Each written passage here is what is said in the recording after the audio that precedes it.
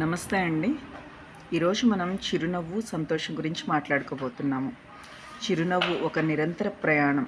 చిరునవ్వు అనేది మనం ధరించగలిగే అతి తక్కువ ధర కలిగిన కానీ అత్యంత విలువైన ఆభరణం. కల్మషమెరుగని చిరునవ్వు మనలో ఎంతటి ఒత్తిడినైనా ఇట్టే తరిమేస్తుంది.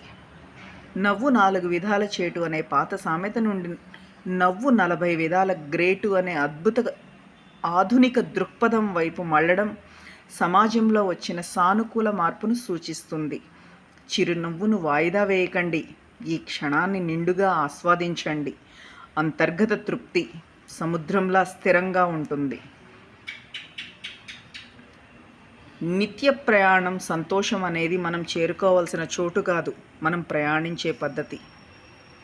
దేశం కోసం ప్రాణాన్ని అర్పించే వీరుల చిరునవ్వు అమరత్వాన్ని పొందుతుంది. అది కేవలం వ్యక్తిగత సంతోషం కాదు, ఒక జాతి స్ఫూర్తి.